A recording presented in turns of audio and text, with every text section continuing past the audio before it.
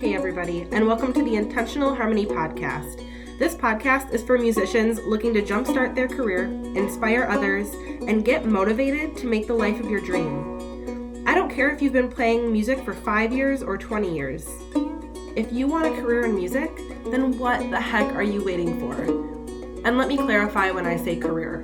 This podcast is not just for musicians who want to make it big.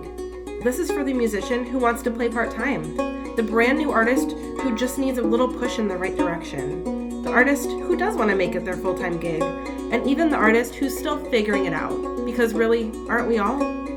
Whatever your dream and vision may be, this podcast will be here for you. I'm your host, Katie Warren, and I am so excited that you decided to listen today. My goal with each episode is that you explore deeper thoughts, build confidence to make your dream a reality, and give you practical tools and ideas that you can apply to real-life situations. Hey guys, thanks for joining me today.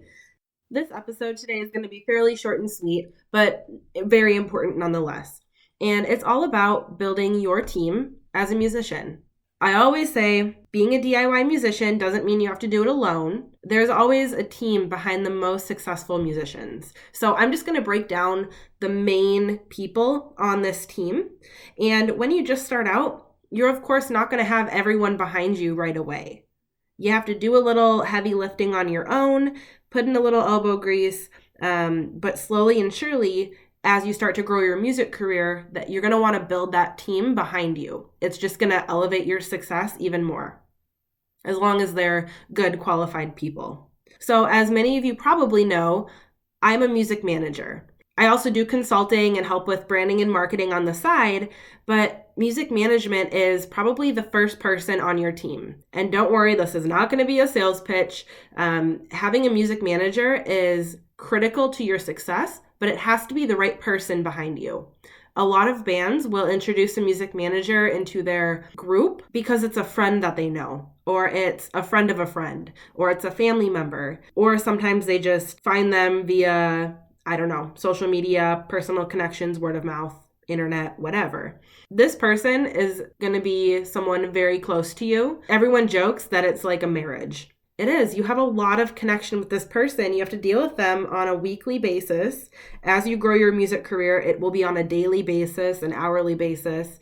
So this needs to be someone that you can trust, that you can confide in, not someone that you disagree with all the time and you butt heads with, because you both will drive each other insane. But really, a manager's job is a whole lot of different things. And it can vary depending on where you're at with your career. Ultimately, the manager's job is to open doors and opportunities for you. So this person should work hard at building relationships, helping you with networking. They should be familiar with the different laws and licensing, and familiar with the different avenues you can pursue as a musician. So they're all about helping you manage the day-to-day, the big picture things, so really you can focus on your music and your craft. Depending on where you're at in your career, they can help you negotiate contracts and fees, help find you booking opportunities, advise you on career decisions, help with advertising and publicity and promotion, getting songs recorded, collaboration opportunities, the list goes on and on. It really does encompass a lot of different things.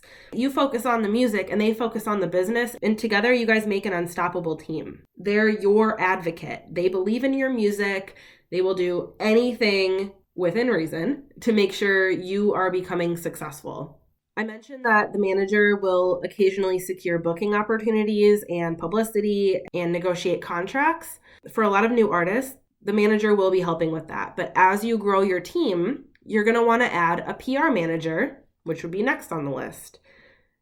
If you're wondering why someone at your level is blowing up all over the place, they have great publicity, they're being covered by a ton of articles, magazines, blogs, it's probably because they have a really good manager or a really good PR manager. With public relations, they're going to take care of all of the press details. They're going to set up interviews. They're going to create press releases for anything you release. They're going to just get the word out about you. Again, they need to believe in your vision and in your music, but they are going to help you get exposure. And the manager can do this to a point, but you really need someone who specializes in this after you get through that first threshold of entering into the music industry and you start becoming successful. A lot of the times the PR manager will even coordinate with photographers and videographers to make sure you get the correct message out and to make sure you are branded correctly across the board. The next really important puzzle piece is your booking agent. And again, when you start out and you get a manager, your manager will probably be booking a lot of the performances for you, but you want someone who specializes in that once you start to grow your career. The manager will get you there enough to kind of get you off the ground, hopefully, but then you're going to want to add that third person to your team.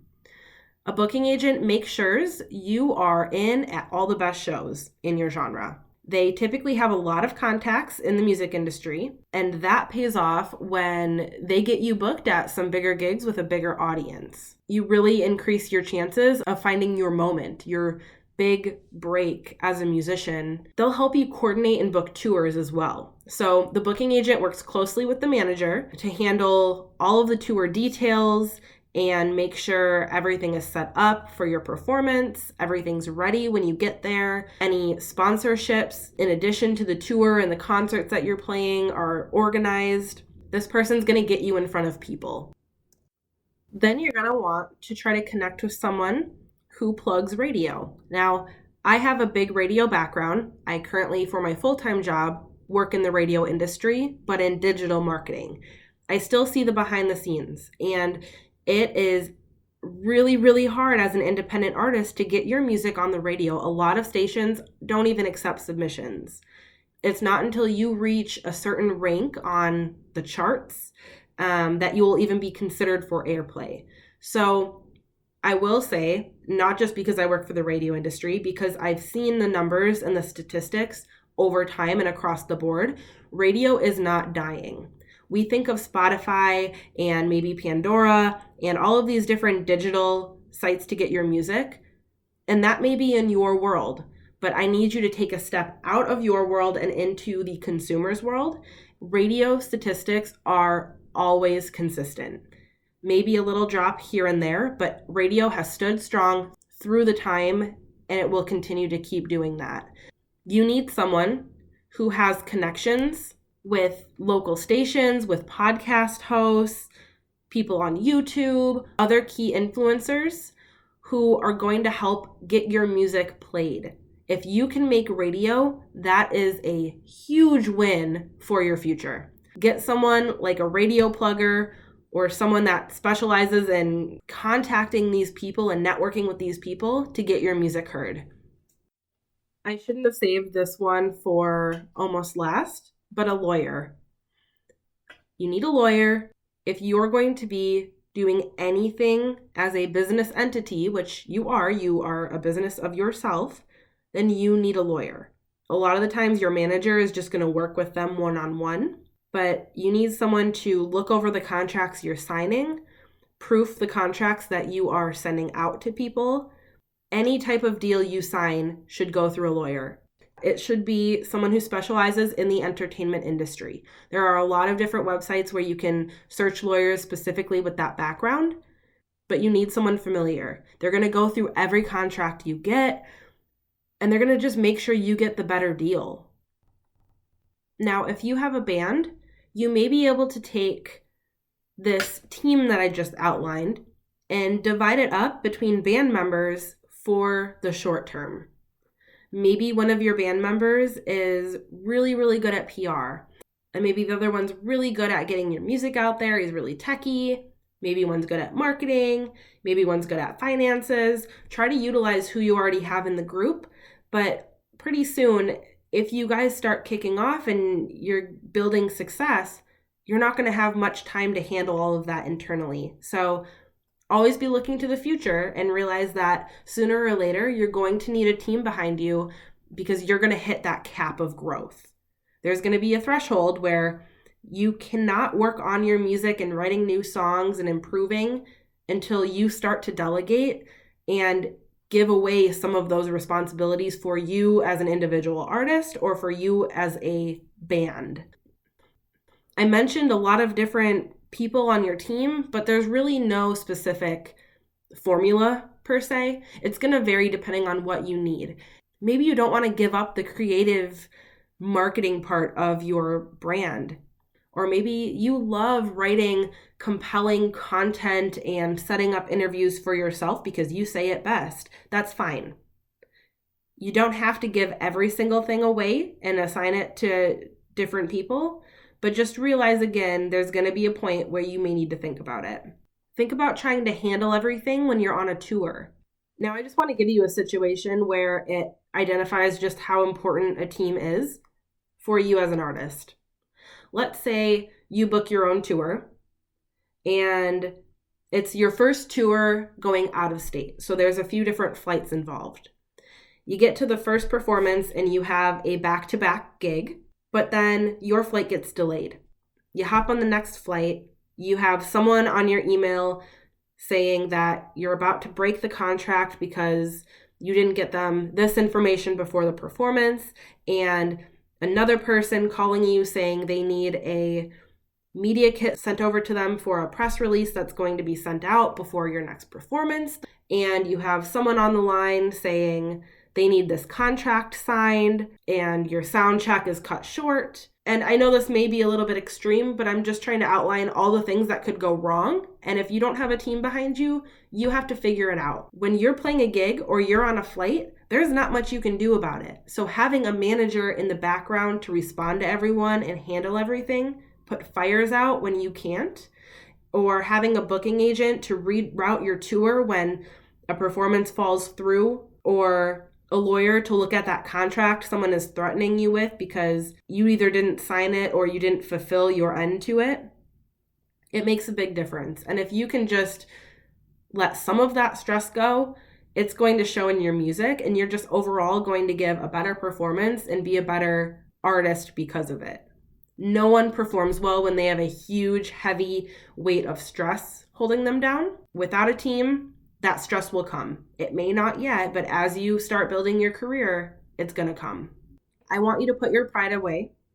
And I know being an indie artist is really exciting and you're proud to do everything on your own, but I just want you to take a step back. I want you to get a piece of paper and make a list. Draw a line down the middle and write down on the left side everything that you handle as an artist. Then on the right side, I want you to write down who can help you with all of the things on the left side.